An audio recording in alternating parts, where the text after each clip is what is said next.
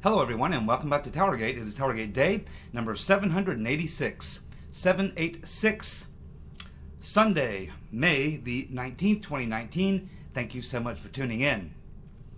Okay, we have a lot to get to today. I'm going to go maybe about halfway into the video, which is some breaking news that's going on. And I'm going to devote the second half of the video to taking a bit of a deep dive into Mr. Potato Head, because he's the person that is probably going to suffer the greatest consequences for the frame-up. And we know that because when we see Devin Nunes, we see Bill Barr, they're specifically targeting not so much the FBI. They acknowledge the FBI and all the things that they did, or they suspect that they did, but they keep saying that they want to find the origins of this. And when you look at the origins, it is with the intelligence community and foreign intelligence and things and such. Now, these foreign intelligence agencies do not just on their own, without permission or guidance from or direction from somebody in the U.S., do these types of things. So I think a lot of what was happening was being directed by Brennan and sort of subcontracted out to foreign governments, agencies, and also using these private intelligence firms so that they could keep their hands clean. So you see a lot of focus on that, and as we know, Devin Nunes has said that there's no actual intelligence. They've looked at the IC or the EC, and they know there was no actual intelligence that would have went through Five Eyes intelligence. So that is where the problem is, and they're saying, okay, so how did this intelligence make its way into an FBI, turn into an FBI investigation? Well, we know that, of course, Brennan did pass the dossier to, or the dossier information to Harry Reid, and that kind of got the ball started here, and really that's what prompted Harry Reid to contact Comey and say, hey, you need to investigate. But we want to go a little bit deeper into that, and of course the way that all of these things were integrated, because it did involve FBI, DOD, Treasury, CIA, DOJ, NSD, and foreign governments, including private intelligence firms. So this is where this multi-agency task force came in. This is how Brennan integrated all these together to more or less engineer this plot. And I think ultimately we are going to find direct ties from the Rotten Reverend Clinton to some part of this operation, specifically to John Brennan, Mr. Potato Head, and that's when I think this whole thing will unravel, because I think that's where the origins are, and I think that that's what Barr is trying to get to, that's what Nunes is trying to get to. So we need to dig a little bit into the background of Mr. Potato Head and find out exactly what kind of a sociopath that we're dealing with. So we'll do that in the second half of the video.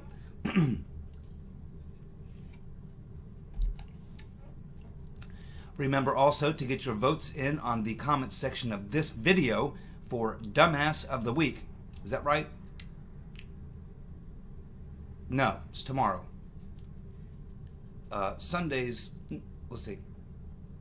The comments from yes, that's right. Today's video. That's right. Get your comments on today's video, Sunday's video, for Dumbass of the Week, which we will announce on Monday. A lot of good candidates this week, so go ahead and get your nominations in for Dumbass of the Week on this video, comment section on this video. Okay, so a couple things before we get into domestic issues. I'm sure many of you have heard by now about what happened in Australia day before yesterday with the elections there. Literally a mirror image of what happened here in 2016, where we had the entire establishment believing that the Rotten Reverend Clinton could not lose. She was going to win in a huge landslide, and then of course Trump wins, and we see this major meltdown on the media, and of course you see all the social justice warriors from all the YouTube videos crying in the streets and all these sorts of things. Complete meltdown. Well, the exact same thing just happened in Australia.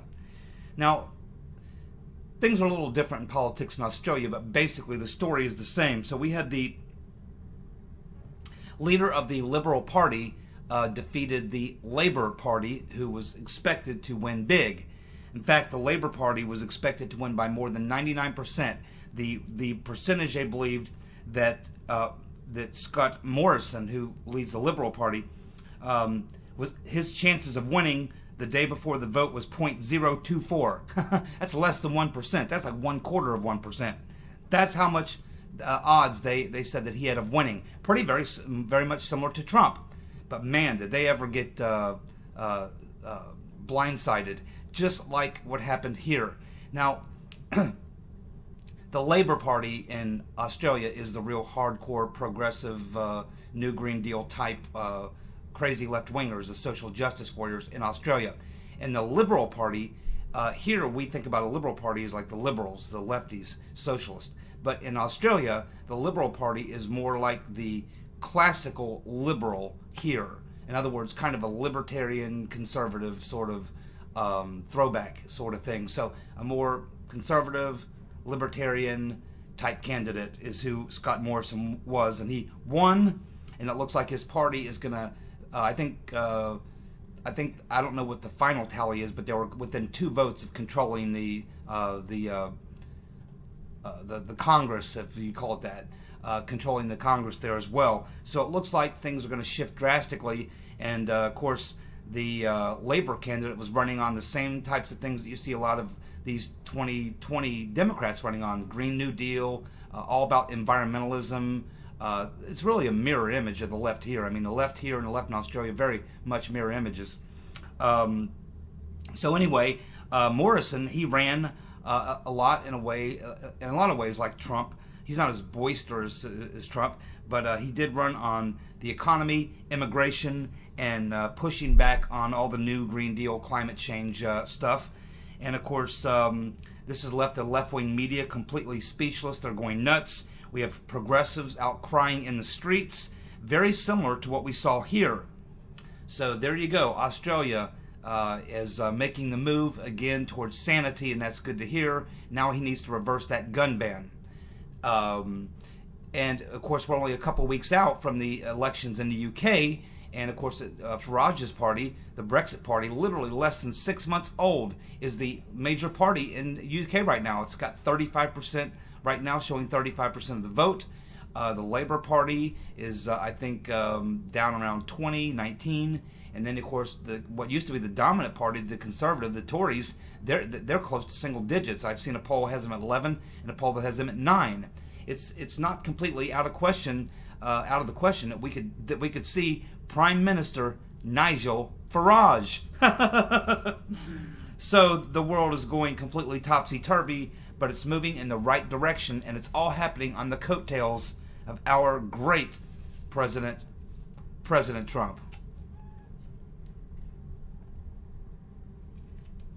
He's not just changing America, he's changing the world.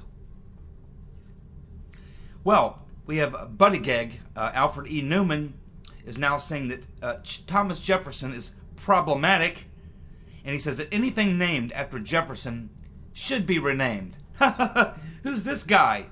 Buddygeg, some little mayor, little gay mayor from a town in Indiana, is going to come along and talk about one of our greatest founders literally being written out of the country's history. I mean, these people are insane, man. It's really hard to take these people serious. You cannot take a person seriously. I mean, of course, Jefferson wrote the Declaration of Independence. He was one of our, probably one of the biggest defenders of liberty the world has ever known. Not a perfect man, but there is no perfect man. But boy, Jefferson was. This is not something you would ever have heard. You go back even 10 or 15 years, you would never have heard a politician, Republican or Democrat, talk about wanting to ban people like Thomas Jefferson. I mean, where in the world is this left-wing group of crazy progressives? Where are they going with all this, man? I mean, obviously they want to destroy the country, the history of the country, everything it stands for, the Constitution, the whole 9 yards, man. They just want to completely. And what do they want to replace it with? When you look at what they're talking about, they're just insane. The things that they talk about are not even doable. They're not even reasonable. They're not even plausible. And these are the people that believe we should take them seriously. And the sad part is that millions of Americans do take them seriously. And we have a serious issue in our education system. There's no question in my mind that there's a lot of problems. And We really need to address this situation. I know that Bolsonaro down in Brazil is really vigorously attacking, because he identified this as a problem in Brazil. And he's got a real powerful initiative to really get into the educational system in Brazil and turn that thing around. And I think before Trump's 8 years are over, he is going to probably address the same situation, because that is at the core of how people like a Buttigieg, Alfred E. Newman, can even be taken seriously, or a Bernie Sanders or Kamala Harris. I mean, these people should be laughed off the stage, but they find a lot of support, and that's a failure in our educational system. Well, the Gateway Pundit is reporting that Michael Flynn was set up by Stefan Halper, just as I suspected, as I've talked about before. It's even in my timeline. It appears that Stefan Halper, just as that the rumors were, I guess now they're confirming this, that Stefan Halper was responsible for having Flynn seated next to Putin at that dinner, and that he used this as a pretext for a FISA. There was a FISA on Flynn. And of course, Obama was going after Flynn because Flynn disagreed with his foreign policy, particularly in Syria and Iraq and Iran.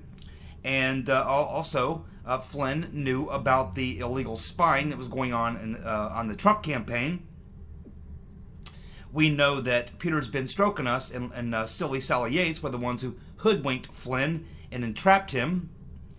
And of course, now we learn that Uncle Bob the Executioner's team, probably Weissman or Jenny Rhee, told Michael Flynn that he could either plead guilty to lying, or they would go after his son. And they apparently said to him, make a decision, either your country or your son. If that is true, if that is what they said, if that is true, and there's any evidence to back that up,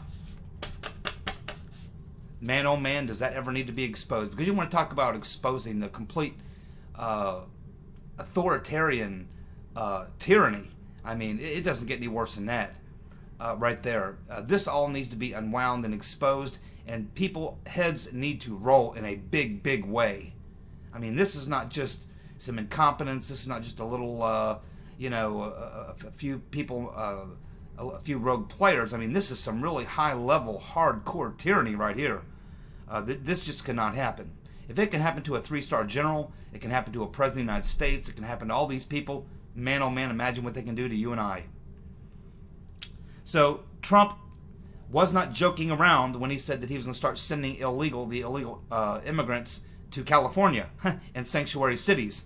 So it appears that flights are going to begin next week to shuttle illegal migrants from Texas to California. They're going to send them to California. They'll be having 3 flights per day, and that's going to continue until further notice. There you go. Gavin Newsom, you wanted him, you got him. You know, I remember it wasn't that long ago that California was a red state, voted for Nixon twice, overwhelmingly for Reagan twice, and I'm not so sure that I thought California was lost.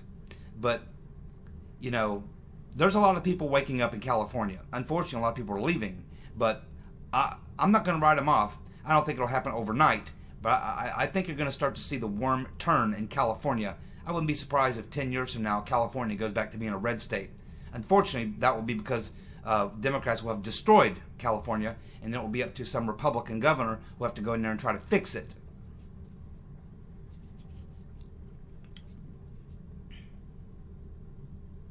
Well, it looks like Jerry Nadler's having more problems. Not only are the Republicans refusing, and Trump administration refusing to play ball with him, and making him look like a clown and a penguin, which is what he is. Now even his boy, Uncle Bob the Executioner, Bob Mueller, even Mueller's now playing the game with Nadler. He apparently doesn't want to come to testify, and I don't blame him. I wouldn't if I were Mueller. No way, no way. But it looks like Mueller's spokesman is saying that they have no agreement for Mueller to testify, and Nadler had given Mueller a deadline of May the 23rd. May the 23rd. So it's funny, Nadler keeps setting all these deadlines. You got to do this or this on this such a day or else. And everybody just laughs at him and ignores him. Now, if he wants to pursue this stuff, it can go into the courts. But by the time it gets through the courts, a lot of this stuff, it'll be 2020 at that point, and Nadler may not be head of that committee anymore. I think Barr should file obstruction charges against him, and that's exactly what I would do if I were AG Barr. He's playing around with fire, and he's not smart enough to be playing the game. He's playing with the people he's playing with.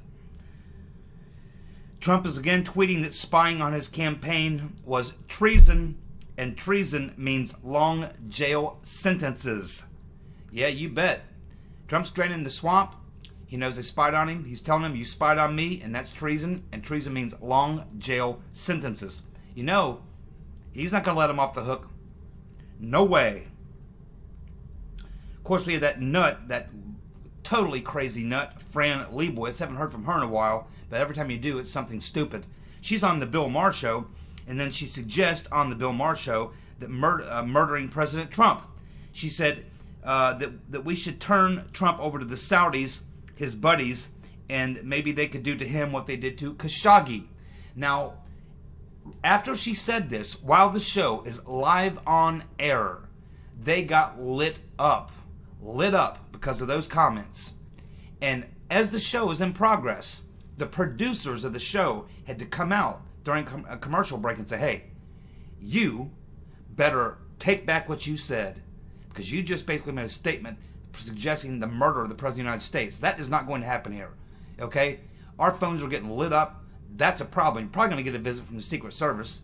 That's not what we do here. You can talk about the president. You cannot suggest you want the president murdered. That's not going to fly.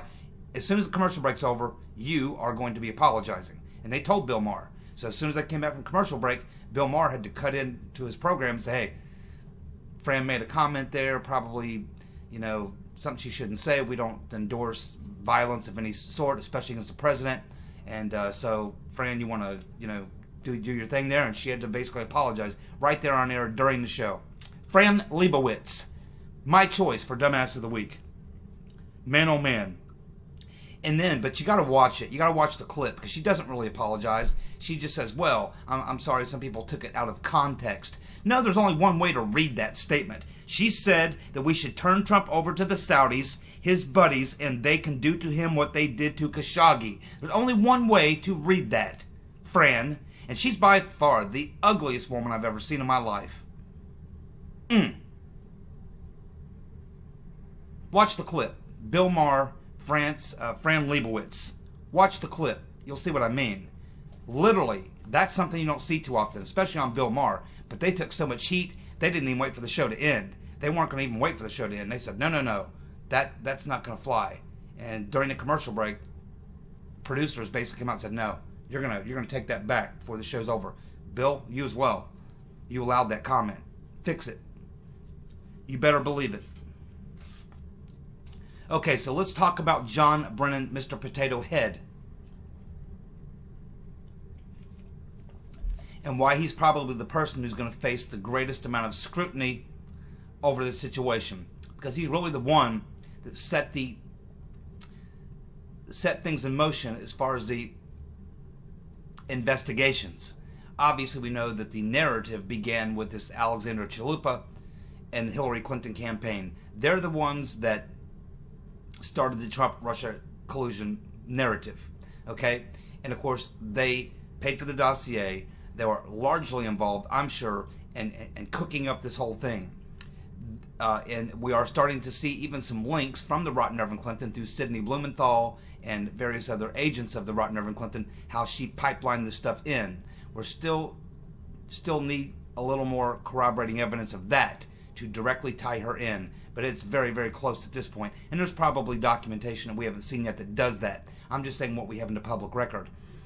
We know that the rotten Reverend Clinton and Brennan are friends. We know that John Brennan's office, we were told during 2016, looked like a Hillary Clinton campaign office. Hillary Clinton paraphernalia all over his office. So it's really John Brennan that put the intelligence things in motion, which eventually turned into which found their way into the FBI, which began the FBI investigations. But it's really Brennan who set the actual investigation part of this into motion, because Hillary Clinton cannot launch investigations, but she can sure stir up the pot and collaborate and coordinate with crooked people like Brennan. But Brennan is a real piece of work. And so I just wanted to take a few minutes for those of you who are not familiar with John Brennan and just go through some of the more shady things that we know about John Brennan. Because he really is Hillary's buddy, and I think her primary co-conspirator. And I think if you want to find the trifecta, the axis of evil in this case, it would have been Brennan, the Rotten Reverend, and of course Obama. So I think that that's the three top people that you are going to see when this whole thing shakes itself out. Certainly Comey, McCabe, Strzok, and all these other people were actively involved in the coup plot, trying to take down Trump and everything else. But everybody's talking about Barr wants to find the origins. Nunes wants to find how did intelligence that's not in the EC, how did it somehow turn into an investigation. And I think that this will be learned when they discover the multi-agency task force and when they finally discover the real hard link between Clinton and the CIA. And I think that that's the two big things that really need to be connected next. And I think that will happen, and probably sooner than later. So let's just cover a few things about Mr. Potato Head. Okay, so before Mr. Potato Head became the CIA director, he was the CEO of his own company that was called the Analysis Corporation. Many people described it with by calling it TAC, T-A-C. Okay, TAC, which was the Analysis Corporation. They were a private intelligence firm. Brennan was head CEO of his own private intelligence firm, and they were essentially a contractor for the CIA. So he leaves the CIA, and then he sets up his own company as a contractor doing work for the CIA. Now, he had been contracted by the CIA to procure some software to help them with various issues that they were researching or work that they do. And it appears that in doing so, they did a very bad job. Brennan's company did a very bad job, and the CIA criticized Brennan's company, TAC, for being incompetent and misleading. So TAC was contracted by the CIA to advise on some spying software that turned out to be junk. The CIA accused TAC of making bad strategic decisions. Now, this occurred in 2008, and that is the exact same year that Brennan began donating to Obama and serving as a unpaid advisor to the Obama campaign, 2008. And then, of course, we know that Brennan was named head of the CIA in 2013. Now, WikiLeaks published an email that was leaked from Brennan, Mr. Potato Head, where Brennan admits in this email that the CIA routinely operates within the United States, as does the DoD and the NSA. And, of course, they're strictly forbidden from operating inside the United States. They are a foreign intelligence agency. But here you have Brennan admitting that they routinely operate within the U.S., certainly under his leadership and many others, by the way. And of course, they were grilled on this back in the 70s. During the Church Committee hearings, they were grilled for conducting operations. It's one of the things they got in trouble for. Now, TAC was investigated for the State Department breaches. Of course, you remember that the CIA spied on the Senate Intelligence Committee. But they were also investigated. TAC, I'm talking about, John Brennan's company, was investigated for the State Department breaches. The State Department breaches of Clinton, Rotten Reverend Clinton, John McCain, and Obama passports.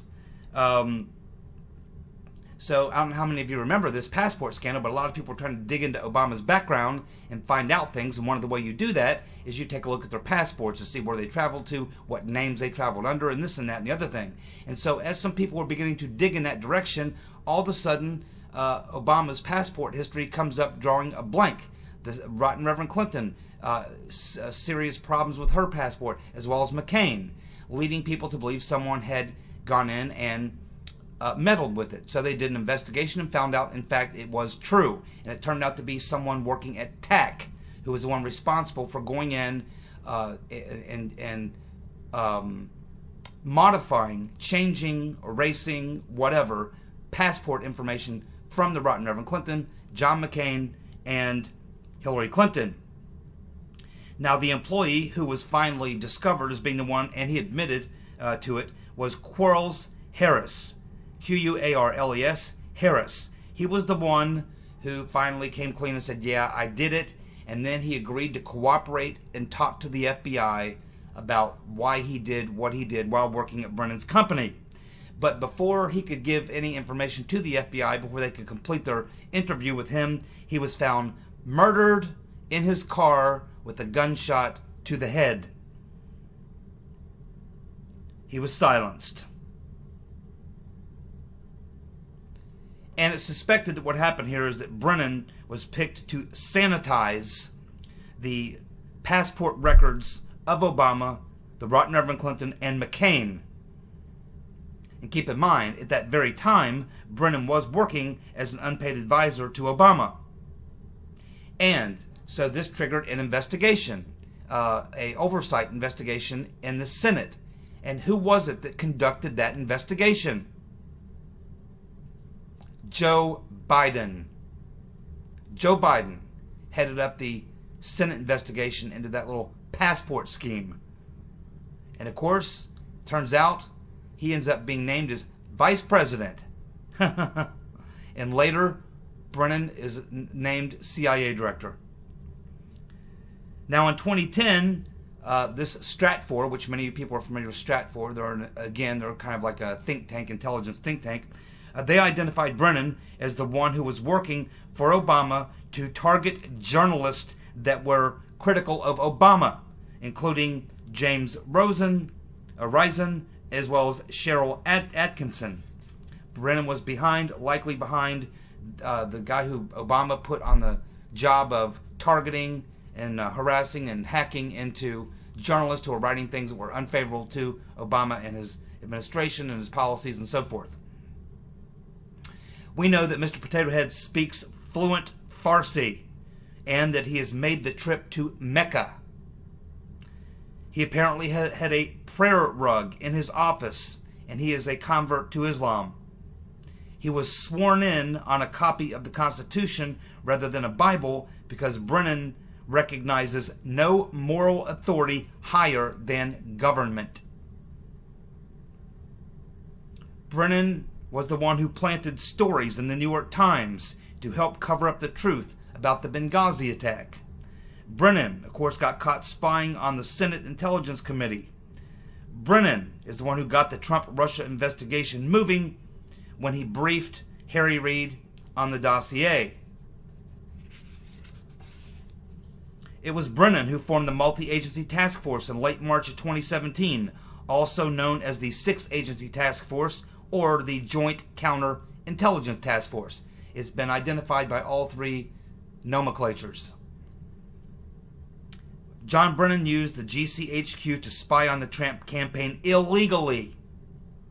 This story was broken by Heat Street on November the 7th of 2016. I remember it well. It's on my timeline. I remember when the story came out, and I remember putting it on my timeline and talking about it on TowerGate. It was this news site called Heat Street, which on November 7th, 2016, did the story saying that it was GCHQ, which was used to try to spy on the Trump campaign. At that time, it was believed that Obama ordered that directly, but now it appears that that went through Brennan, probably on behalf of Obama. In January of 2017, the BBC reported that John Brennan, Mr. Potato Head, orchestrated the spying on the Trump campaign. So January of 2017, even the BBC reported that John Brennan, Mr. Potato Head, was the one who orchestrated the spying on the Trump campaign. Is there any wonder why everyone is pointing to John Brennan, Mr. Potato Head, as being the instigator, the central scrutinizer, the general coordinator, sort of the general contractor of this project on behalf of the principal, the rotten Reverend Clinton? January the 17th of 2017, 3 days before Trump's inauguration, the New York Times reported that the White House was directly involved in the investigation of the Trump campaign and their collusion with Russia. There we have the New York Times reporting that the White House was directly involved in the investigation. And who do you think leaked that information and why?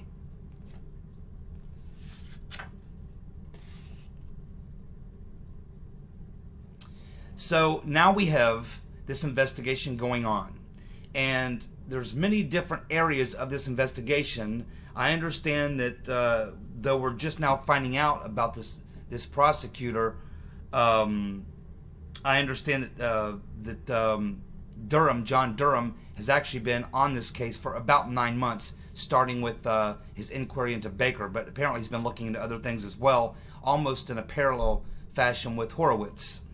And so there's a lot of different parts and pieces of this that are going to have to be looked at.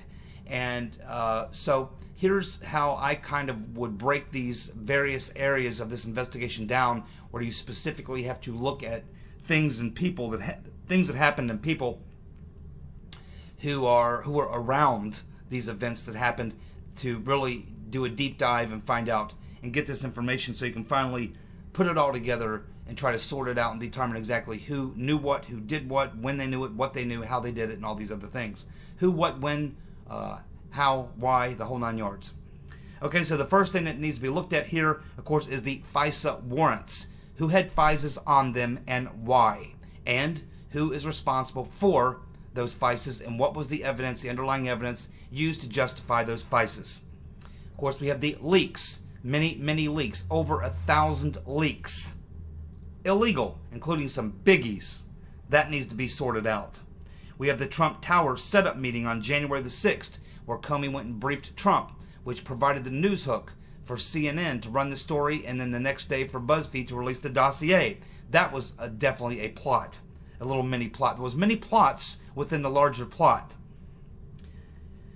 We have the Oconus lures, the agent provocateurs, and how they came in contact with Papadopoulos, Michael Flynn, Carter Page, Michael Caputo, and Roger Stone.